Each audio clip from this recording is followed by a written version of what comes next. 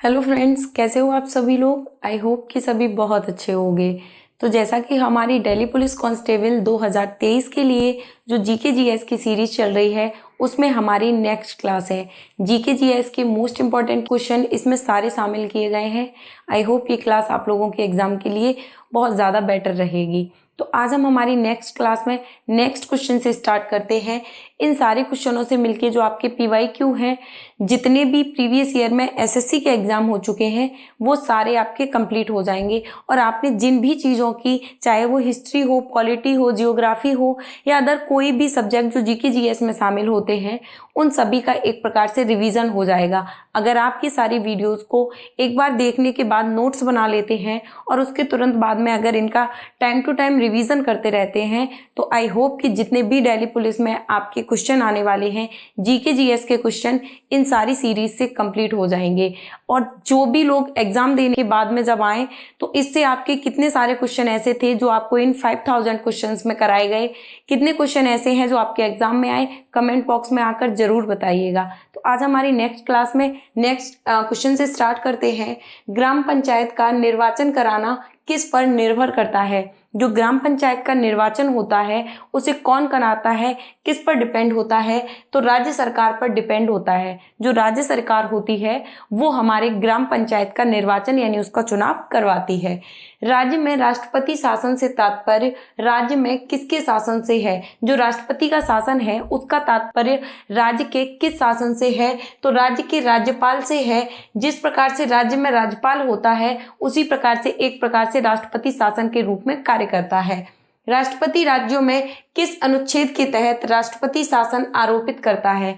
जो राष्ट्रपति होता है वो संपूर्ण राज्य में किस के तहत में राष्ट्रपति जो शासन होता है उसे आरोपित करता है, उसे लगाता है, तो अनुच्छेद 356 यानी अनुच्छेद 356 आर्टिकल 356 के तहत में जो राष्ट्रपति होता है वो राज्यों में जो राष्ट्रपति शासन होता है, राष्ट्रपति शासन होता है, उसे लगाता है।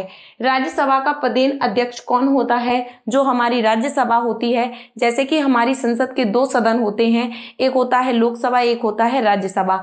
तो राज्यसभा का पदेन अध्यक्ष कौन होता है, तो भारत का जो उपराष्ट्रपति होता है वो राज्यसभा का पदेन अध्यक्ष माना जाता है। भारतीय संविधान किसको हटाने की व्यवस्था प्रदान नहीं करता है। जो भारतीय संविधान है, हमारा कॉन्स्टिट्यूशन है, वो किसे हटाने की व्यवस्था प्रदान नहीं करता है, तो राज्यपाल को हटाने की व्यवस्था प्रदान नहीं करता है। कार्यकाल पूर्ण होने से पूर्व भारत के राष्ट्रपति को उनके पद से कौन हटा सकता है। अगर किसी भी राष्ट्रपति का कार्यकाल पूरा नहीं हुआ है और उसे उसके पद से किसके द्वारा हटाया जा सकता है, तो संसद के द्वारा जो महाभियोग की प्रक्रिया होती है उसे लगाकर राष्ट्रपति को हटाया जा सकता है। जो महाभियोग की प्रक्रिया होती है उसे राष्ट्रपति पर लगाने से पूर्व 14 दिन पूर्व उसे लिखित में नोटिस दिया जाता है कि आप पर इस चीज के लिए महाभियोग लगाया जा रहा है। अगर राष्ट्रपति उस सभी चीजों में आरोपी पाया जाता है तो उसे महाभियोग प्रक्रिया के द्वारा संसद द्वारा हटाया जा सकता है। अगर राष्ट्रपति निर्दोष साबित होता है या वो अपने लिखित किसी भी प्रकार से अपना जो भी उसने कोई किसी भी गलती के तहत अगर उस पर महाभियोग लगाया जा रहा है, तो अगर वो उसे साबित कर देता है कि उसने गलती नहीं की है तो उसे नहीं हटाया जा सकता, और अगर सिद्ध नहीं कर पाता है तो उसे हटा दिया जाता है। भारत के प्रधानमंत्री को कौन नियुक्त करता है, तो राष्ट्रपति के द्वारा नियुक्त किया जाता है। राष्ट्रपति के चुनाव में कौन भाग लेता है, तो लोकसभा, राज्यसभा तथा विधानसभा के सदस्य राष्ट्रपति के चुनाव में भाग लेते हैं। लोकसभा व राज्यसभा की संयुक्त बैठक कब होती है, तो संसद सत्र शुरू होने पर लोकसभा व राज्यसभा की बैठक शुरू होती है। संविधान सभा ने भारत के संविधान को कब स्वीकृत किया, तो 26 नवंबर 1949 संविधान सभा के द्वारा भारत के संविधान को स्वीकार कर लिया गया था।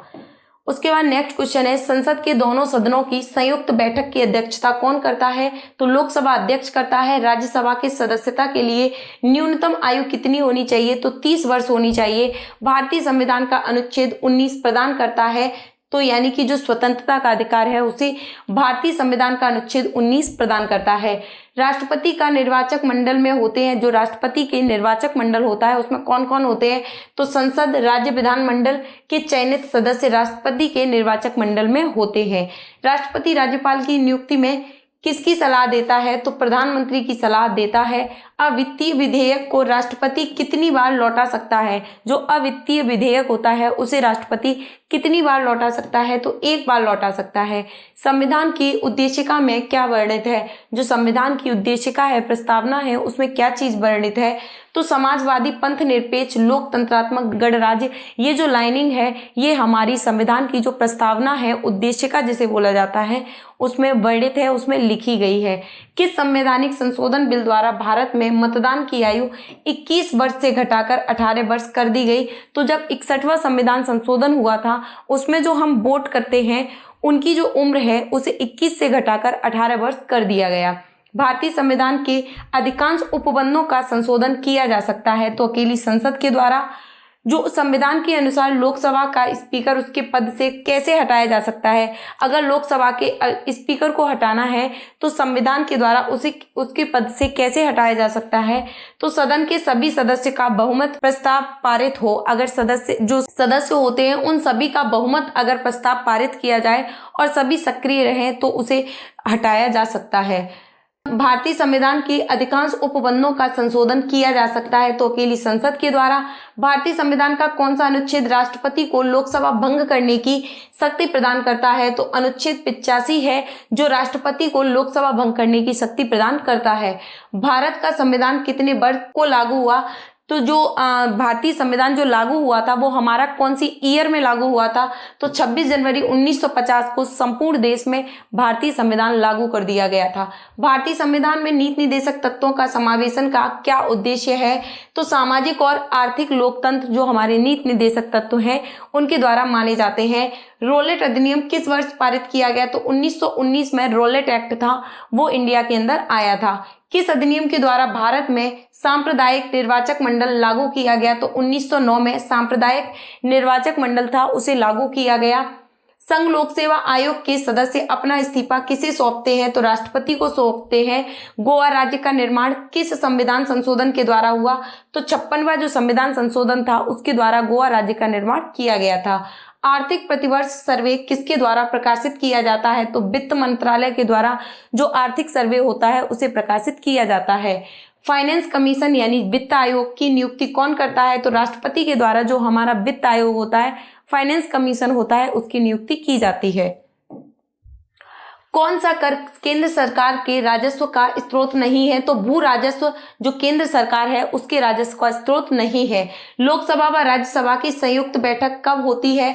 तो संसद सत्र शुरू होने पर लोकसभा पर राज्यसभा की संयुक्त बैठक होती है। भारत का राष्ट्रीय आय का सबसे बड़ा भाग किससे प्राप्त होता है? तो तृतीय सेक्टर से प्राप्त होता है। संसद के दोनों सदनों के साथ साथ बैठने पर क्या होता है? जब संसद के दोनों सदन एक साथ बैठते हैं तो क्या होता है? तो एक बिल जिस पर दोनों सदन राजी नहीं होते हैं, एक बिल हो जिस पर दोनों सदन राजी नहीं होते हैं तो उनकी जो बैठक होती है वो एक साथ में की जाती है। भारत के संविधान में भारत का दूसरा नाम क्या है? तो भारत के संविधान में जो भारत का दूसरा नाम वर्णित किया गया है वो इंडिया है। संविधान हिंद में कितने किस्म की इमरजेंसियों की शाखाएं मौजूद हैं? जो हमारा संविधान है उसमें जो इमरजेंसी की शाखाएं हैं वो कितनी लागू है? तो 3 इमरजेंसी शाखाएं लागू हैं। भारतीय संविधान का आप किस प्रकार वर्णन करेंगे? तो विश्व के सबसे विस्तृत संविधानों में से एक भारतीय संविधान को कहा जा सकता है। पूरे वर्ल्ड में जो हमारा संविधान है, भारतीय संविधान है, सबसे बड़ा लिखित संविधान माना जाता है। भारतीय संविधान में कितने तरह के आपातकाल का प्रावधान किया गया है? जो हमारा संविधान है उसमें कितने प्रकार के आपातकाल का प्रावधान किया गया है? तो 3 प्रकार के।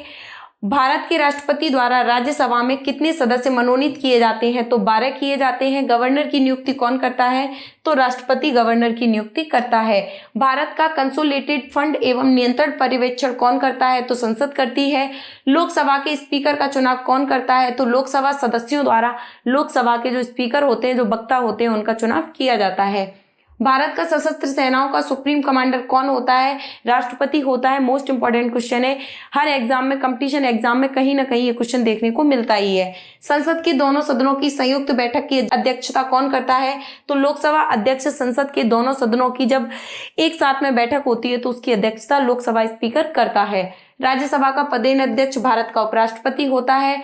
ऑल इंडिया सिविल सर्विसेज का जो सदस्यों की नियुक्ति कौन करता है, तो राष्ट्रपति करता है। जो ऑल इंडिया सिविल सर्विसेज होती है उनकी जो नियुक्ति होती है उसे कौन करता है, तो राष्ट्रपति करता है। संसद किसके बिना काम नहीं कर सकता है, तो संसद के सदस्यों के बिना संसद कार्य नहीं कर सकती है। हड़प्पा किस नदी के तट पर है, तो जो हड़प्पा है रावी नदी के तट पर बसा हुआ है। कार्यकाल पूर्ण होने से पूर्व भारत के राष्ट्रपति को उनके पद से कौन हटा सकता है, तो महाभियोग प्रक्रिया द्वारा राष्ट्रपति को हटाया जा सकता है। संसद के दोनों सदनों की समिति बैठक कब बुलाई जाती है, अगर एक साथ में संसद के दोनों सदनों की बैठक बुलानी है तो वो कब बुलाई जाती है, तो ऐसे बिल पर विचार और उसे पारित करना जिस पर दोनों सदन का मतभेद हो, यानी दोनों सदन अपोजिट हो एक दूसरे के, तो दोनों सत्र यानी लोकसभा और राज्यसभा दोनों सत्र की बैठक एक साथ की जाती है। हड़प्पा सभ्यता के किस स्थल में विशाल स्नानागार प्राप्त हुए हैं, तो मोहनजोदड़ो में। गोदीवाड़ा किस हड़प्पा स्थल से प्राप्त हुआ है, तो लोथल से।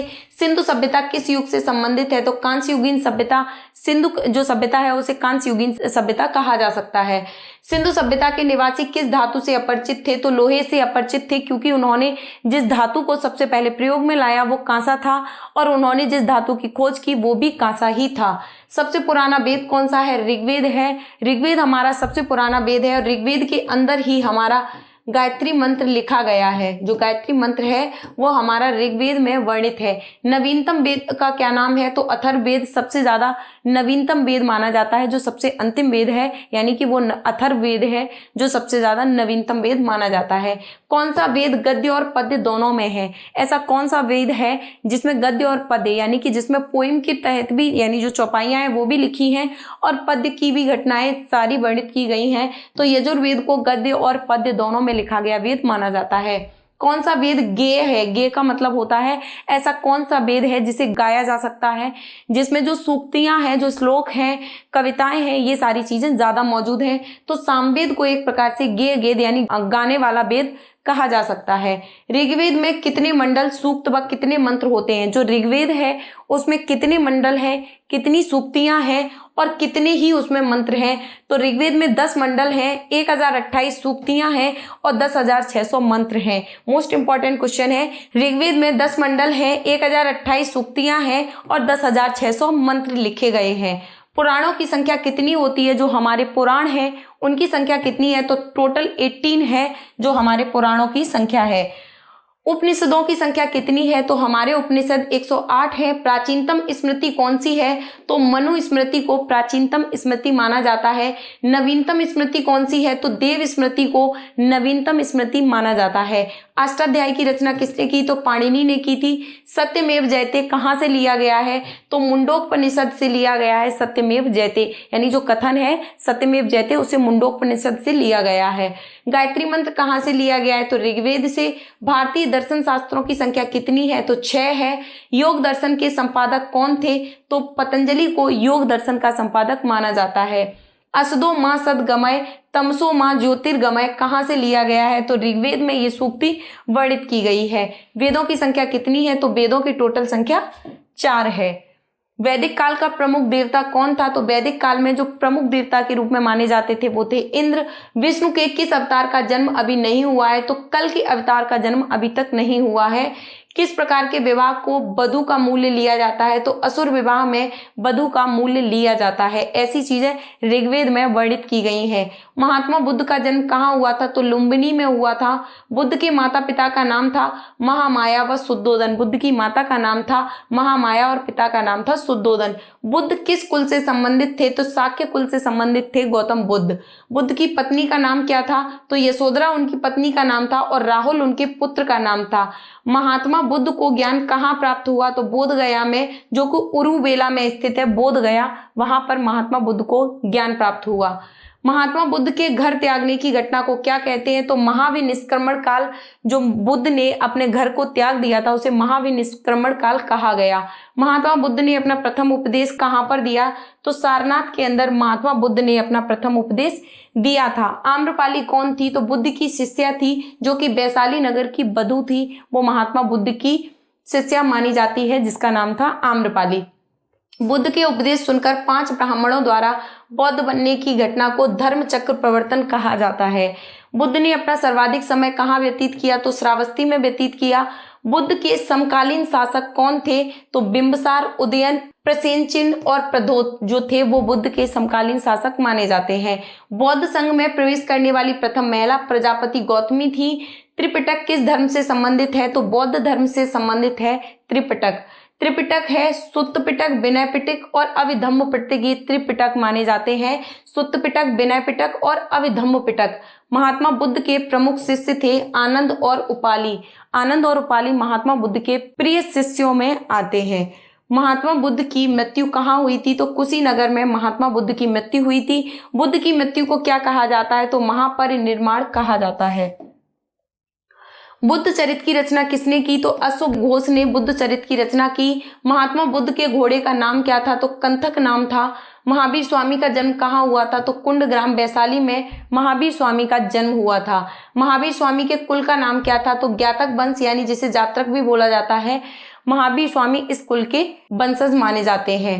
महावीर स्वामी की माता पिता कौन थे? तो त्रिशला उनकी माता का नाम था और सिद्धार्थ उनके पिता का नाम था। महावीर स्वामी का वास्तविक नाम वर्धमान था।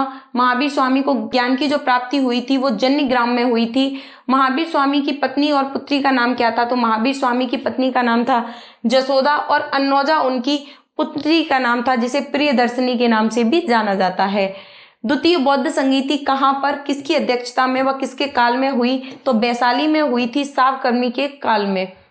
तृतीय बौद्ध संगीति कहाँ पर, किसकी अध्यक्षता में और किसके काल में हुई? तो पाटलिपुत्र में हुई। भोगलीपुत्र तीर्थ की जो अध्यक्षता थी उसमें हुई थी। अशोक चतुर्थ बौद्ध समिति किसकी अध्यक्षता में व किसके काल में हुई? तो कुंडल दत्त में हुई थी। तो ये थे हमारे मोस्ट इंपॉर्टेंट जीके जीएस के क्वेश्चन, जो कि आपके दिल्ली पुलिस कांस्टेबल के एग्जाम के लिए बहुत ज़्यादा बेनिफिशियल रहेंगे। तो आज की हमारी जीके जीएस की सीरीज में फिलहाल इतना ही। चैनल को ज़्यादा से ज़्यादा लोग सब्सक्राइब कीजिए, शेयर कीजिए। Thank you.